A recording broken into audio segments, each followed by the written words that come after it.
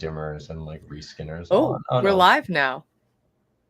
Oh, here we We're are. live. This is Um, it. This is do us. we know if there are people in the chat at this point? I'm gonna assume there are, but maybe if you're here, maybe you could throw something into the chat so we have a little bit of proof of, of viewership. Yeah, please. Okay. Well, there we go. We know you're here though, NunPub. We know about that. Yeah, I guess leave a couple of minutes, let people trickle in, and go from there. So, All right. but and is this being recorded? Voice in the Sky.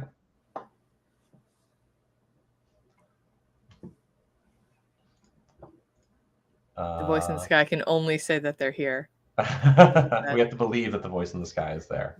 Yeah. I will interpret. I think we should probably get started with some introductions. I'm gonna hope and assume folks are here. Mm-hmm. Yeah.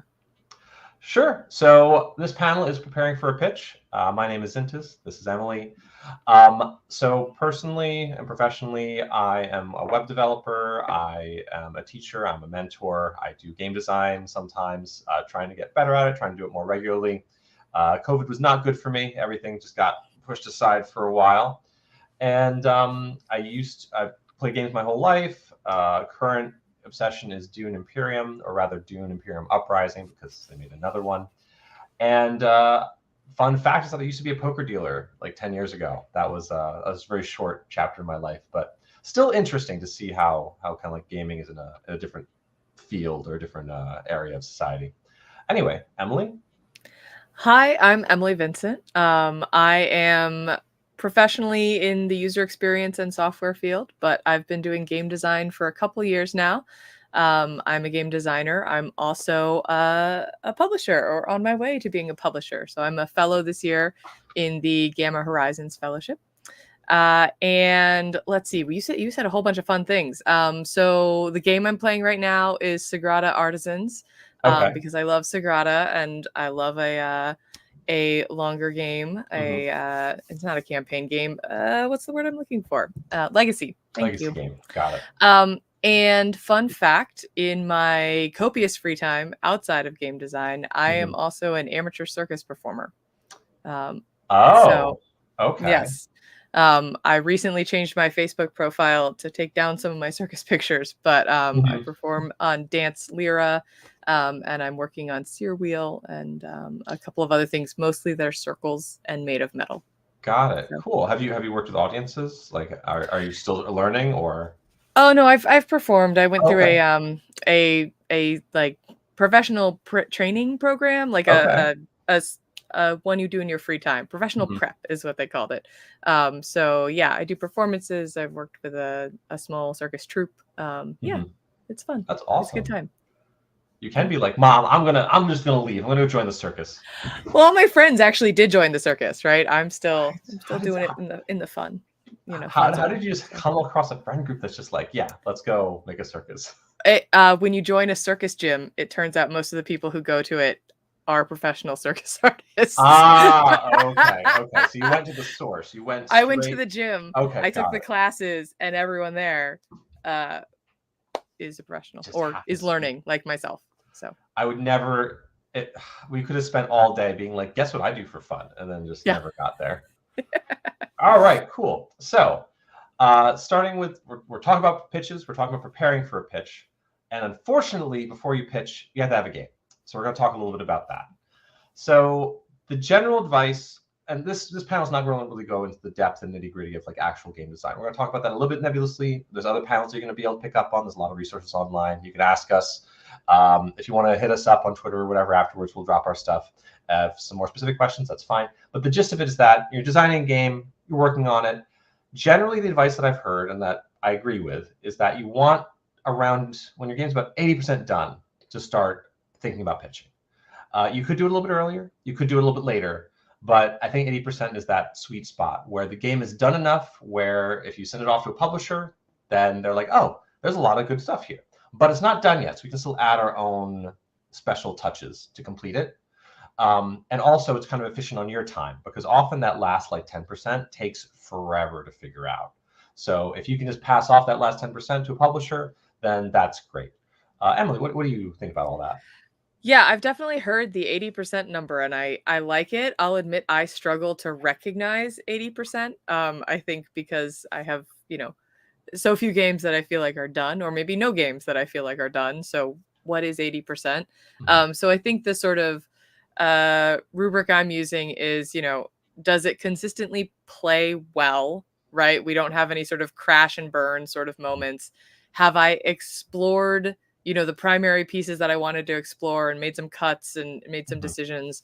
And does it consistently have the elements that I think are the fun? Do those consistently come through in the gameplay? So that's how I can get to sort of 80% as a thing that I'll say. I've pitched games where in the pitch I say, and the scoring is a little bit nonsense right now, right? Like I have scoring, it incentivizes you to something, but honestly, I think the scoring is something that needs the most development or something like that. So I think you don't have to have, that 80% means it doesn't all have to be perfect, but there has to be a working system in place, right? Right.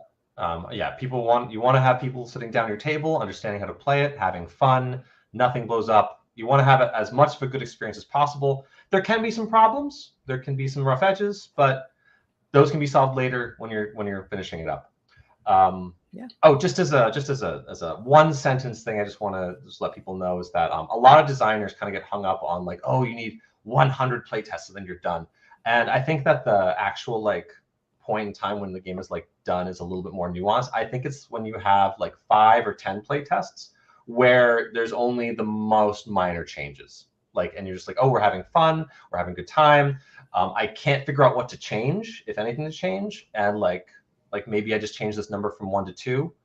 And if you have like 5 or 10 playtests like that, I would say that your game is probably done. Okay. Like if it's hitting if it's checking all the boxes and you're having a good time, it doesn't have to be playtest 100. It could be playtest 200 or 30. So what I'm trying to say is that you just want to have that nice winning streak somewhere in there. And then you're probably in a pretty good spot. So anyway, you need to have a game first. And you need to prepare for the pitch. So there is some stuff you need to do before you even talk to the publisher in the first place. So this is a game prep, and I would say that it involves 3 steps: a sell sheet, a rules document, and a video. The rules document and the video are kind of optional. We'll talk a little bit about that. But Emily, do you want to tell us a little bit about sell sheets? Yeah, so a sell sheet is a one sheet of paper that lets people know sort of what is the game, what's the fun, what's the key attributes like length of play, how many players, and gets you, you want to sort of point out the key features, right? How does the round work, what's the fun there, but not overwhelm people with information, right? It's kind of your elevator pitch on a piece of paper. And it is often a thing that people will ask you to send so they can get the gist of the game. Or I found at conventions, right, they just want a piece of paper to remember the game by, right? So it's something you can hand them and they can write notes on the back of or on the front of. And so usually it's got a nice picture and the name really big, and remember to put your name on it and your contact information. Zintas, did you want to talk a little bit more about that? And I know you have one you could share. Yeah, I threw one up. I think that the Eye in the Sky will take care of that, I hope. And yeah, so basically everything you said is spot on. It's kind of like just a calling card for your game, so that somebody who either talked to you or saw you briefly at a convention is able to like take it. It's kind of the same thing as a business card, but for a game. So specifically for a game. And because games are more complicated than people, you can't just you can't just give them your email and then, oh, that's all things I need to know about you. It has more details. It has like why you care about it, what it is, player counts, all of that. So that if a publisher is somewhat interested, they're able to kind of take it. They're able to like look it over in the future, remember what you guys were talking about at some point. And generally, I find that the process of getting to a pitch starts with a sell sheet. You want to spend a little bit of time making it look just nice enough where someone can look at it and within a minute has a pretty good idea of what your game's about, how big it is, how long it plays. The most fun parts about it, maybe some shots of like what it looks like on the table. I would say that don't kill yourself on it, because I know that some people like really spend a lot of time on resumes or that kind of stuff, like things that you can rearrange the deck chairs all day long. But keep in mind that sell sheets, the publisher is likely to look at it once and then never again, because after that, they're either going to email you or not. So don't spend too much time on it. So it's just one and done. It starts the conversation. It needs to be nice enough to start the conversation, but not nicer, in my opinion. If you're a graphic designer and you want to spend all day on it, that's you. I don't know, Emily, have you made a bunch of these? Like, how long does it take usually? I've made a handful, and I've actually made a couple for other people as well. Oh, okay. So it takes me about an hour Sure. to get the gist down, right? I think for me the longest part is sort of writing the words Oh, okay. because if I'd had more time I could have written you a shorter letter, right? So I think getting it really crisp so that it captures the fun in a sentence, or it captures Right. the gameplay in a paragraph. For me, it just takes a little bit of like zhuzhing Right. to get the text there, and then I just go in Illustrator and throw it down, pick a font I like for the title, and get a picture in the middle. And yeah, I have a sort of standard template of Right. name on top with that information. My stuff is on the bottom. The game and the info about it's in the middle. It looks a lot like this. Yeah, like I'm kind of in the same boat as you. I made one a long time ago, and I just keep copy pasting the template over and over. It's not that hard to switch out the text and just swap out an image and swap out the title. And keep in mind, people are going to look at it once and then it's gone. So don't want to spend that much time on it. So anything that you can do to save time there is great. Okay, cool. So yeah, you have a sell sheet. And very often I find that when I'm first approaching publishers, I'm going to send them a sell sheet. My first email, my first contact with them is usually like, hey, what kind of games are you looking for? Because sometimes that is in brand with them. Sometimes it's off brand, like maybe they're going into new territory, or maybe like their website is out of date and like maybe they're looking for something else. So usually just open up with, hey, what are you looking for? And if I have something that they're looking for, then I'll send them a sell sheet. Then the conversation starts. So, but that being said, sometimes publishers will also require things like a rules document or a video. So, Emily, have you done a lot of rules documents, sent them to publishers? I've done a couple, and I will say my first ones I did because I have the graphic design background, and the first ones I did like in InDesign, and I laid it out really nicely. And I have since progressed to Google Doc, really straightforward with just the number of pictures that I need, because it was really tempting for me to have call outs and things, but it's too soon. It's too soon for the graphic design. And so, yeah, I've made rules documents. I try to make them as clear as possible. I try to get someone to take a look at them. If I'm headed into, I know I'm going to pitch this game a bunch, I will try to get that done before I start pitching, because if the pitch goes really well, they may say, cool, can you send us a version? And with that version, you have to send them rules. So I don't want to be in the situation that I have been in of a publisher saying, great, send it. And then me being like, I got to write these rules now. So if possible, I get it done. If the game is small enough, you could wait, right? But yeah, like you said, some publishers do require it when you submit, right? This is my sell sheet. These are my rules. Yeah, I would say that just in general, having a rules document is very useful. Even if the game changes and you have to rewrite them, I think there's a lot of value in like having to work out like, oh, how does the turn go? How would you explain someone how the turn goes? If you can't explain to somebody, should this rule be in the game? Like if you have a lot of trouble, like if you have to demonstrate at the table and that works, but if you have to write it in text and nobody understands it, then there might be a problem there. There might be something that you have to pay attention to. Usually for my projects, I have a rules document that's in somewhere between rough and nice. Not nice, rough and okay. And usually I just send the publisher whatever I happen to have at the time. So, but occasionally I also come across publishers who want a video. That's, I think, in the minority currently, although it's getting more common. I think maybe a couple of years ago, it was very rare to have a publisher that wanted a video.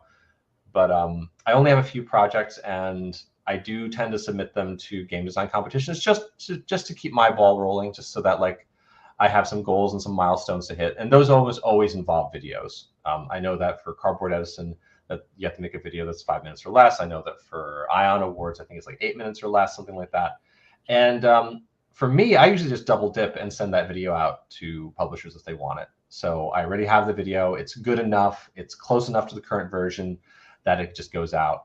And I think that when I pitched to WizKids that their online portal required a video. So don't quote me on that. I'm just trying to remember. This is years ago, but some will want it. And I would say that don't kill yourself over it. You need to have the audio clear enough so people can understand you. You need to just bring up your game, your rules, your content, some screenshots. If you have Tabletop Simulator or Tabletopia, if you can just put it up on there and record your screen for a few minutes and show them what you're working with. Often that few minutes can show someone more about your game than like an hour with your rule book, because the rule book tells you how to play the game, but doesn't really show you what the game's about. Whereas like if you show them, then you can do that. Have you made any videos for this? I've made videos, not for pitching. I've made videos for contests. And so yes, if anyone asked me for a video, I would pull out the most recent one that I had for a design contest. It takes me a little while to make a video. So that's something I'd want to have in the hopper. But I don't know. I did see you answered the question online of, do you reach out online or in person first? I also reach out online. If I'm at a convention and I see someone that I have met, right, then I will sort of say, hey, can we catch up later? And I'm starting to get to where I've got a couple people that I do that with, but for the most part, online as well. Yeah. At conventions, it can be, especially if you're like just starting out and you're just meeting people for the first time and you don't know that many publishers, don't go around to booths and like try to talk to the owner. They're never there. The person you talk to is always just helping sell boxes. So don't do that. Well, unless you know them and you know that like, oh, hey, it's Jerry there in the back. Hey, Jerry, how's it going? That's different. Right. But most of the time, if you're just going around, and very often they're going to be busy. They're manning their booths, they're doing stuff. So the publishing or the prototype conventions might be better for that, because a lot of publishers are just hanging out, having a good time, unstructured time, and you could go over and talk to them and be like, "Hey, are you guys looking for stuff?" And start off from there. But, I would say the thing that's been really beneficial for me is I did an Unpub speed pitch event, online speed pitch, and that got me in front of 12 publishers that I had never met. I didn't have to reach out cold. And now they are people who, some of them remember me. And if I do see them, now I have someone to, sort of wave to in the hall at a convention, and say, hey, maybe we could follow up a little bit later. So, yeah. Cool. Yes, another part of preparing for the pitch, and we haven't even started pitching yet. We're still getting ready for this. Yes. Picking publishers is an important part of it, because you want your pitch to go well overall, and you want to have this conversation with somebody. But publishers themselves ultimately are a business. They're in the business of selling boxes of paper, and that's kind of a very literal way of putting things, or maybe plastic. There might be plastic involved. Or wood. But the idea is that they're selling boxes and they're trying to make this business work, where they get a design, they go through the graphic design, they go through advertising, they release the product either on store shelves or online or through Kickstarter, and people want it, people buy it, money comes in, and they can repeat the process. And they can get enough to keep their lives going, the lives of their employees going, keep their business afloat. So to that extent, publishers do need to make things that they think will sell ultimately, and that they think will sell to their audience. And these are a lot of things that designers don't necessarily think about, because as designers, we're kind of like, we're endlessly looking for the fun. We want to make a new product. We make an interesting product. We want things that we find fun or somebody else finds fun, or at least educational. If you can't have fun, it should be educational. And picking the publishers for a given project is important. So some very obvious things is that you wouldn't want to throw a huge historical war game at like Hasbro. Like, it's just not going to go anywhere. And the opposite's true. Like, so there's like Academy Games or Phalanx Games over in England who only do like historical war games, and you wouldn't want to throw them a tiny little 18 card like party dance game. So have you ever had a mismatch, Emily? We pitched the wrong tree? I'm not sure that I've pitched enough publisher. Well, I mean, yeah. So at Unpub, when I did the speed pitching, right, you don't actually get to choose your publishers there. So we definitely had moments where I was in the right zone with that publisher, and other publishers who came through that we basically said, hi, I'm Emily. I'm pretty sure my game is not a fit for you. And so that was, I haven't reached out to folks that I thought it wasn't a fit for, but I have been in the room with someone that it was not a fit for. And generally, right, if you find yourself in that situation, folks are really great. They're excited to chat about whatever you want to chat, maybe have a couple questions on hand of what you would, what are you looking for, or where do you see the gaming industry moving, right? What are the hot trends right now? Some questions of just, if you had 5 to 10 minutes with an industry professional, what would you ask them? And so I think, if you find yourself in that situation accidentally,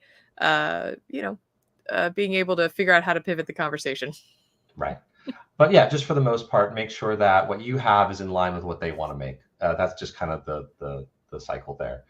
So if their games tend to be heavier, don't pitch them light. If their games tend to be lighter, don't pitch them heavy. A couple other things might be like 2 other little tiny details. Some publishers are big and they can create like custom products, custom plastic, custom components, some metal, some stuff like that. Smaller publishers might not be up for that. It might just be too big of an investment. It might be on a scale that they're not able to hit. So there's a game that I saw recently. I think it came through on Pump. I think it's called Control by Julio Navarro. I think that's a name. Yeah. Julio. Yeah. So yeah, he made this game that had this like plastic cube and these other little plastic cubes that like slotted into it. And the whole game is just, you're kind of like playing Snake on the outside of this cube, and everybody's playing Snake with different color pieces. But I think that that's a lot of plastic. That's a lot of printing. Some small publishers might not want to throw down all the money needed in order to get the molding and the casting and the colors and the plastic and the weight, all that. So just know who you're pitching to. Just make sure that they're able to accommodate for it. And this could be as easy as just looking up their name on BGG, seeing what other games they have, and then that make sure that you're at least in the right ballpark. You just don't want to have the big mismatch, because if that conversation starts like, oh hey, hi, Game Maker Games, do you want a light party game? And then they don't, and then the conversation's kind of over. But you could save yourself that one email where they might not respond for weeks or months. So anyway, any other thoughts on picking publishers? Yeah, I mean, I think the only thing I had was, I think at some point, the fidelity sort of between them, right?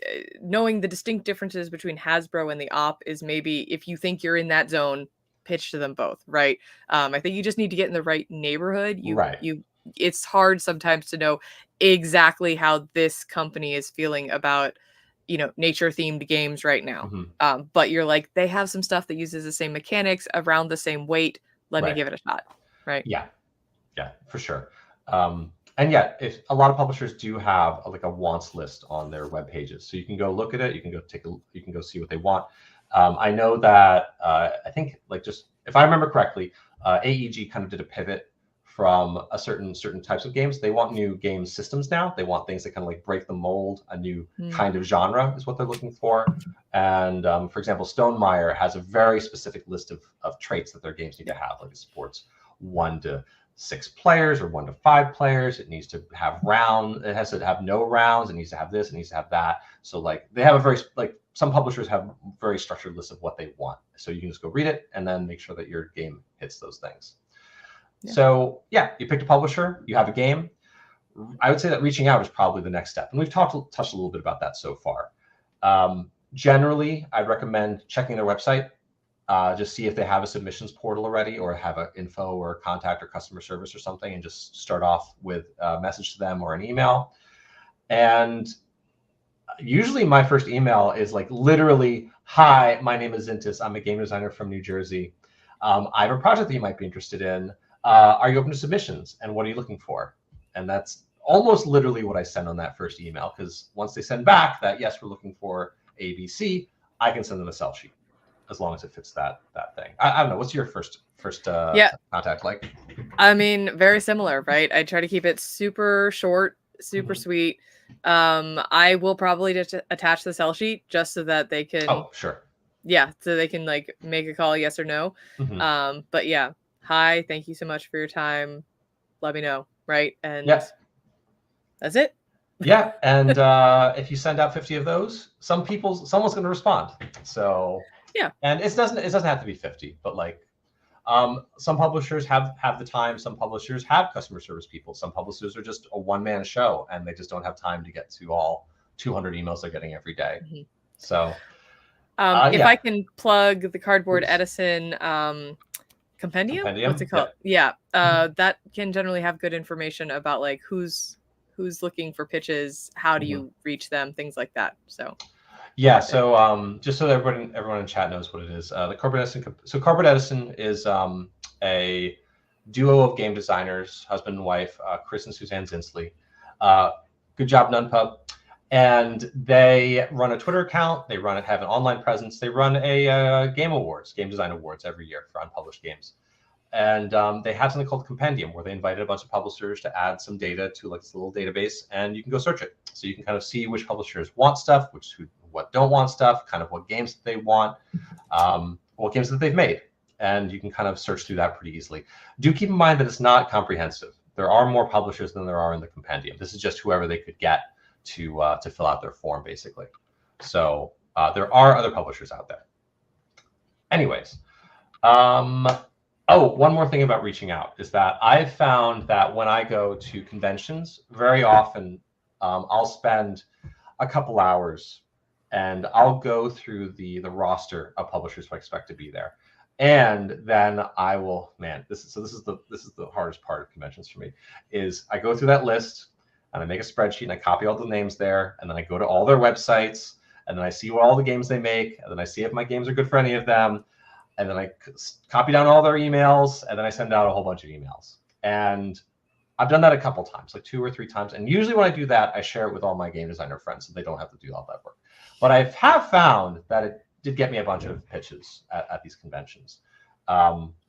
Because like, you don't know when they're going to be where, and I only go to a couple conventions a year. So like, if I'm going to one and I can do a bunch of pitches, that's cool. So I spend the extra time and elbow grease to get that done. But yeah, you want to do that in advance of the convention. If you're at a convention, it's very hard to schedule a pitch meeting. I would say. I think publishers already have their dance cards already full. They're manning a booth. They might just have exactly enough people to man it. So you want to get them to kind of like commit to a certain meeting at a certain time at the convention. I would say at least 2 weeks in advance, at least. And I'm usually doing 2 months in advance, if I can. Yeah. I think this year at PAX Unplugged, me and some of my friends were finding that early on we weren't getting a lot of traction, and suddenly like in the last 2 weeks before PAX Unplugged, there was this flurry of like, oh yeah, I'm ready to think about it. So I agree.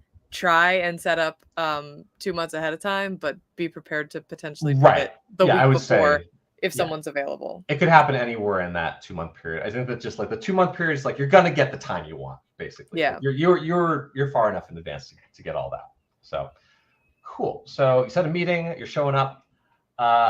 Emily, so how do you go through the process of, let's say you have a pitch meeting, it's at 2:30 p.m. on a Sunday. How does that go for you? So I like to practice my pitch ahead of time, right? Okay. I like to figure out what are the key points that I'm trying to say, right? And say it enough times so that it's sort of, I don't need the exact words to come naturally, but I do need the key points to come in a logical order. So I like to prepare sort of my 10-second, what's the 1-sentence version of this game? What's the 60-second elevator pitch? And then what's the sort of 4-minute take you through? And so I like to, when I'm starting to pitch a game, I want to have sort of all of those things ready and in my back pocket.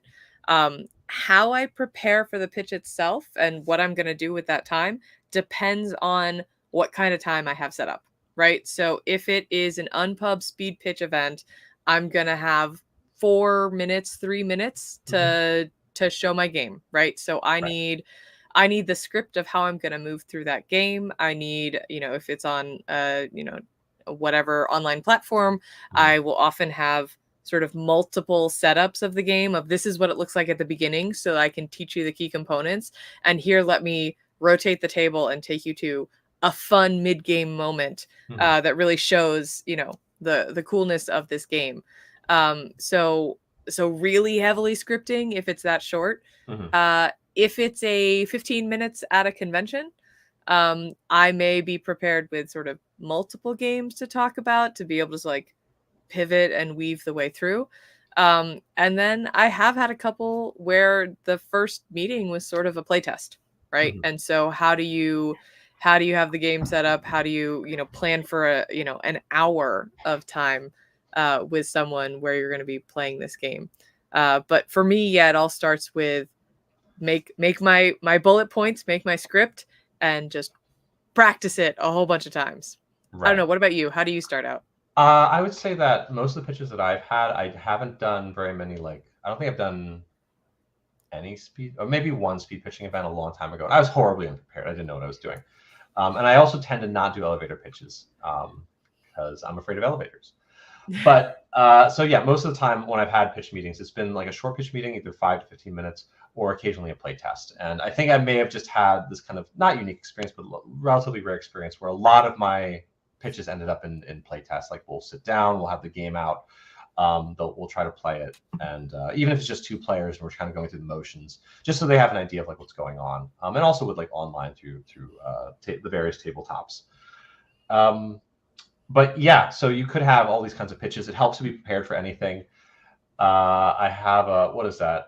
I had like two quotes that I pulled from famous generals in history. Was in preparing for battle, I've always found that plans are useless, but planning is indispensable. And that kind of relates to this idea that you could make a speech and try to memorize it, but you want to be as familiar with your game and what you're trying to present as possible. And to that extent, you don't need to have it all memorized, but if you know the material, you can always kind of fall back on it.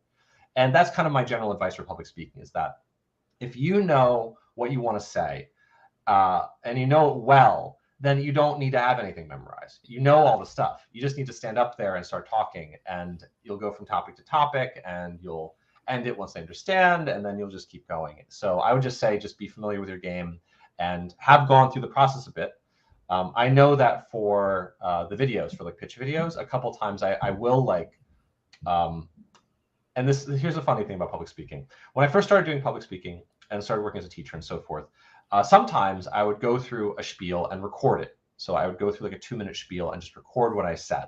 And then I would listen to it. And then I'd be embarrassed. But then I would do it again. And then I'd be less embarrassed. Okay. So a little bit of practice. Like you can get in 20 minutes of preparation for like a meeting or a pitch meeting or a teaching class, you can get a lot better at what you're trying to teach and a lot more confident. And that's a good killer combo right there. You get better and more confident, and then you're just going to do great. So that's kind of where you want to be, if you can, just in general for public speaking, because I know that not everybody wants to do it. Not everybody has done it, but just understand that like with a little voice recorder and like a couple hours of your time, you can get like so much better so fast. You'd be surprised. Yeah. So So thinking about some things that have, thrown me, right, in the sort of public speaking and how do you do this pitch, I think it's important also to practice with your game in front of you, or whatever components you're going to bring. So I had a pitch that did not go the greatest, where I was trying to unpack this very large game while also doing intro small talk and trying to tell them about it. And like in retrospect, I should have started with just, here's the sell sheet. Do you want me to unpack it? Right. What would be the most useful? Done a little bit more conversation, because the big board and it didn't work. Right. And I was uncomfortable. I was suddenly less confident because I was fumbling with pieces and trying to think about setup.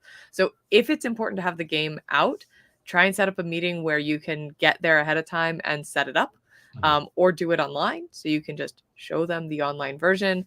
I've had some pitches where I sort of distilled the coolest thing about this game was the tiles that I had. So I just brought like a handful of tiles with me, and you could just show them on the table what you're trying to do with it. And so I think figuring out your props and how you want to interact with them and practice it a couple times so that you're not fumbling over it. Because I think your point, Zint, is that confidence is a big part of this. Is like you don't want to trip on like, oh, I am struggling to open the box, right? Like right. I feel like like I think up until I had exactly one public speaking class in college, exactly one. But the person I was before and the person I was after, for some reason, is just totally different. Like I think going into it, I was just like, oh, I hate this. I suck at this. And then afterwards, I'm like, oh, it's not that bad, because I had a couple instances where I stood up in front of people, had no idea what I was going to say, and managed to fumble my way through it halfway. Okay, and I'm like, oh, that's my worst. Okay, great. If my worst is still getting through it, then we're going to do great. And then after that, just being a lot more relaxed and comfortable and not stressed out. You basically know whether you're going to be able to spout out the right words at the right time. And a lot of today is even that. It's like, I don't necessarily know exactly what I'm going to say, but I have an idea of what I want to say. And I just get up here and hope that the right words come out. And I know the right words will come out. So I hope. Well, and I think, yeah, they're close enough. And I think that's actually a really good point, though, because you're pitching to publishers and they are just people, right? And if you are awkward and you stumble over your words, or you struggle with the box lid or something like that, it's not gonna, no one's gonna be like, I'm done with this, right? Like the people in this industry is a very nice place, right? And I think everyone's going to recognize that you might be nervous, you might be stressed, you might be, you know, uncomfortable. And in general, I think, you know, we're not saying you need to be perfect and polished, but I think the goal here is what's going to make you feel most confident going in, that you're going to feel like you represented yourself the way you wanted to, right? And so I think if that means practicing it a lot, great. If that means not practicing it and writing a couple bullets and just being like, I'm going to wing it because that's how I feel best, do that, right? Whatever you need, right, to feel good. Yeah. So again, like I'm me, Emily's herself. You're you. You figure out what works for you. Just get yourself in that right space. If you need to practice. If you don't. Just get yourself there. All right. Cool. So yeah, just general idea about public speaking. Emily, you kind of want to bring up a pivot plan. So like if the pitch is kind of off kilter, or they're like, oh, this is cool, but we're now publishing only miniatures games. Right. So what do you want to do if you get that moment where you're like, oh, this was absolutely the wrong thing to bring this company, right? Or you're in there with somebody that you knew this was the wrong company. I think what are the questions that you have? I think I mentioned this before. You know, how do you make the best use of that time? You can ask them about their company. You can ask them about the industry in general. You can ask them, you know, would you like to take a look anyway and give me feedback, right? Sure. I know it's not for you, but you could look at it through a publisher's eyes and give me that sort of insight. So I think, you know, I've certainly got a lot of friends who walked in with 2 games and thought game A was going to be the one they loved and game B was a fallback, and game A almost immediately got that's not what we're looking for. So do you have another game that you want to talk about? Are you ready to sort of talk about the things that you're working on? I ended up in a meeting where I talked a little bit more about stuff that was in progress and not yet ready to be pitched, because what I'd brought that was ready to be pitched wasn't the right fit. And so I think, again, knowing what your backup points might be so that you can pivot in real time and not just sort of panic, right? That's helpful. Yeah. So do keep in mind that a lot of times you might not get the publisher you're talking to might not take your game, but you can still get to know who they are and they know what they want, and you have some contact information. And in the future, if you know somebody who has a game that they want, you can always throw them over there. You said like, oh, hey, go over to Smirk and Dagger. They love this kind of game. And to a certain extent, publishers will also, like, they might reach out to you or might recommend somebody else that they know. Because like the game design world is very small. So at the moment, so it's pretty easy for one publisher to like just be like, oh, I'm not looking for that, but you know who is? Ryan over there. Go talk to him. Let him know I sent you. That kind of stuff. I do think publishers I think it's important not to forget the personal interaction piece of this and the get to know you part, because like you said, publishers will give you tips on somewhere else to go. Publishers, you know, you develop a relationship with someone and they'll remember you. They'll think of you. They'll help you out. So I take the time to have a little bit of like, you know, I'm Emily. I grew up in Virginia, right? I do circus things, whatever it is that you want to talk about. Where are you from? Where'd you fly in from for this convention? Just to get get that additional relationship piece sort of jump started.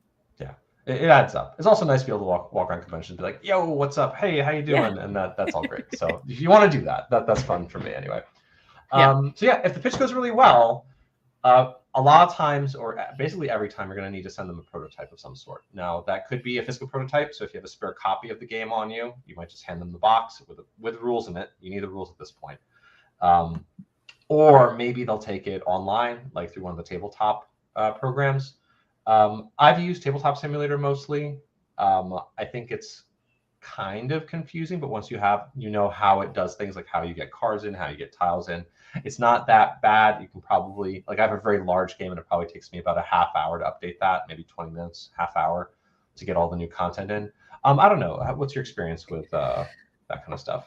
So I'm a user of ScreenTop GG. And GG. Yeah, ScreenTop.gg. It's one of the ones that is browser based. So no one has to buy, your playtesters don't have to have purchased anything to use it. And there's a number of online playtesting communities that this is sort of one of the ones at the forefront. It's wonderful. I really, really highly recommend it. Plug for ScreenTop. Yeah, so I tend to have that because I do a lot of my playtesting online. I am straddling that weird, some physical, some virtual playtesting. But yeah, having that ready, I have had the pitches where I then needed to go back and update the prototype, whether it's physical or digital. And that, speed is its own message. And I like to be as responsive as possible. And so if I'm asked to send something and I can't get it out for like a couple of weeks, I don't know if that actually matters to the publishers because they are so busy. But it feels to me like I'm not being responsive. I want to be able to go home from that convention and send it to them on Monday, right? And so that little bit of prep time, again, doing it beforehand. But so you talked about if the pitch is successful, right? What about if it's not successful? You're gonna have a bunch probably of those. Be a lot more than the successful ones. Yeah. So in my notes, I have a little section just as labeled managing expectations. And ultimately, a lot of your pitches are not going to, well, not that they're not going to go well, but even if they go well, the publisher might not take it.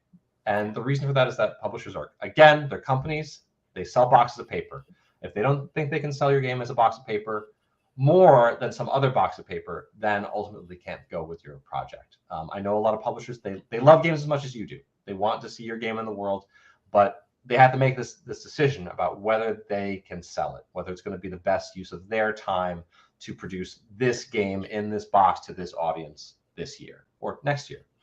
And that's a tough decision because they might, like, I've gone to publishers and I've had pitch meetings and they were just like, I love this game. I hope we can pitch it, but I got to talk to my CEO. And then later on, they sent me an email back later. It's like, yeah, we're not doing this kind of game this year. Sorry, Zinus. And that's that. And that's tough. That's tough to hear stuff like that. But there are a lot of other forces here. There's a lot of other factors that kind of add into whether they want your game or not. And ultimately, you're going to get a lot of rejections, but you only need one yes. So keep that in mind. Like 2 yeses, that's a mess. You want exactly 1 yes. I love that phrase. I think this is the other bit of preparation that's really hard to prepare yourself for, but like, you may get a no in that meeting, right? You may be halfway through your pitch and they just stop you and say, you know what, now that we know a little bit more, for reasons, business reasons, this is not it. And so I don't want people to like dwell in what that's going to feel like, but knowing how you might respond. Thank you so much. I appreciate you sharing that with me because in honesty, a straight no is a kindness, right? It's much harder, at least for me, to just sort of wait, not knowing if maybe someone will email me back that they're interested or doing the, like, I keep following up and not getting emails. So think about how you might gracefully respond in the moment. And I think that sort of then also tags along to how are you going to answer questions and respond to feedback during the meeting. So they may start to probe of, why did you make this decision? Tell me more about this game mechanic that you have going on. And I think it's really important to come at that from a place of both curiosity of, what are they trying to ask me, right? Think of it like a playtest, right? What are they trying to say rather than defensiveness? So they are not most likely saying, why did you make this decision? It was really dumb, right? They are, you have spent countless hours with your game and they have spent minutes with it. Right. And so if they say, why did you make this choice? Be like, oh, I was, I started with this kind of mechanic and I was getting this feedback in playtesting and it didn't work. So I pivoted to this and I think it's not quite there. I'd love something that incentivized this a little bit more, right? These folks know games, they know the industry, and they're going to be excited to like hear your thought process and understand a little bit of the journey that you've been on with this game. And so it can be really hard sometimes to not feel a little bit attacked, but like, be confident in your game. You've spent so many hours on it. You know the answer to their question. And if you don't, it's fine to say, wow, I haven't thought about that before. Could you tell me more about why you're asking it? Right. Or if you don't understand the question, I'm a little bit confused. Can you give me a little bit more? Because again, it's a conversation. But I think if you're not prepared for like, ooh, I might get hard questions during this that make me feel uncomfortable. Again, I just like to practice a couple of phrases. Oh, that's an interesting thought, right? I mean, it's actually really similar to playtesting, right? What's your game face for when you get stuff that's coming out of left field and you're just not sure why they're even asking, but you want them to like it.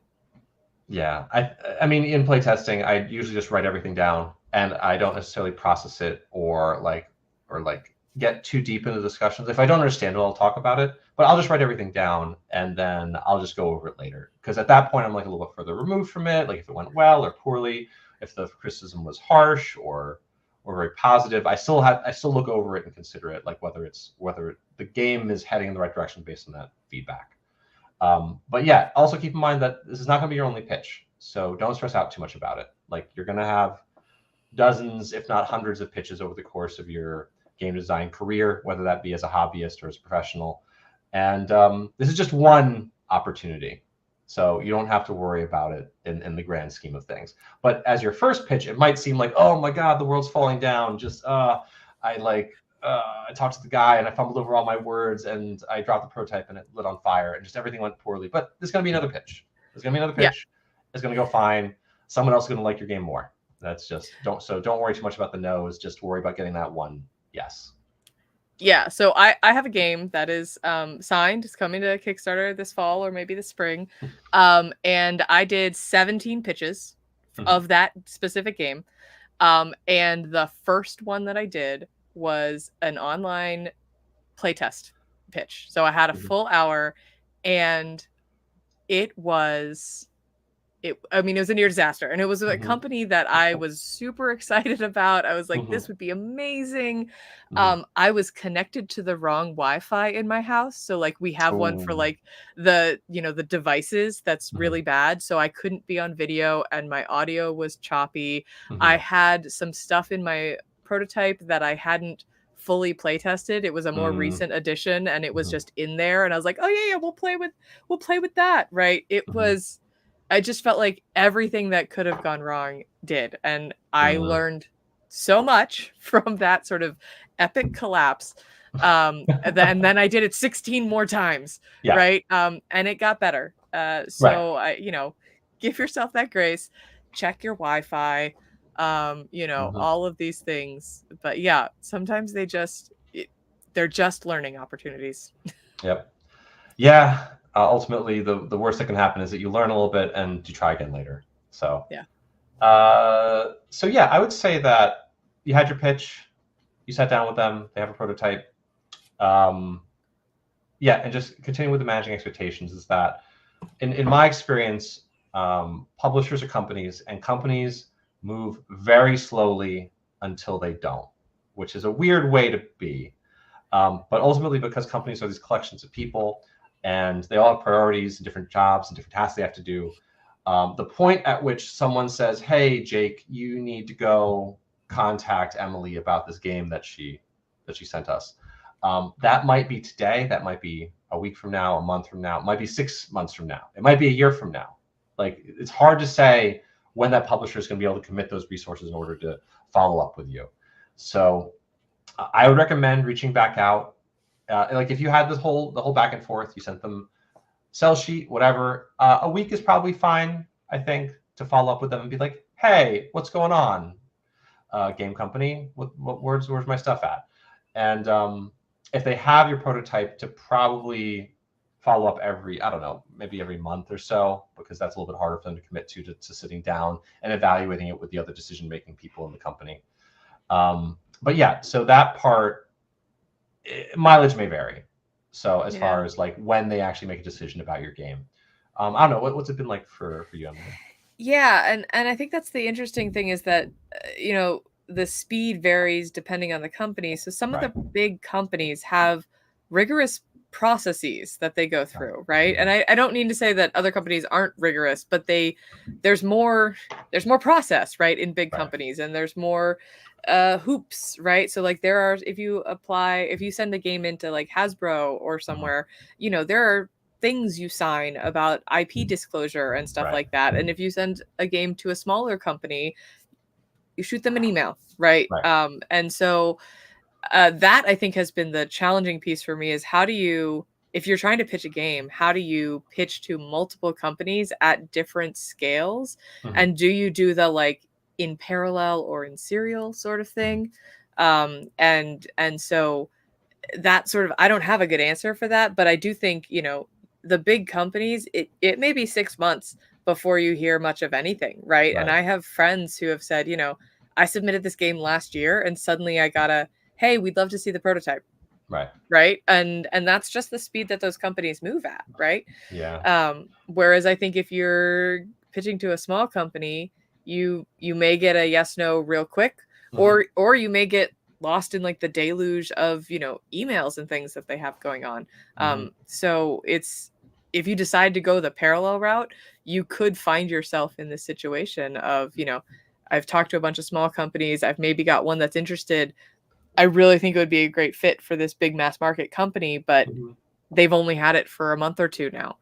What are you going to do, right? So I think when you're thinking about picking your publishers, right, if you're thinking about going to one of those big companies, figuring out what kind of timeline you're comfortable with, do you want to submit to them first, give it a few months, and then start pitching to smaller companies, or what's your game plan there?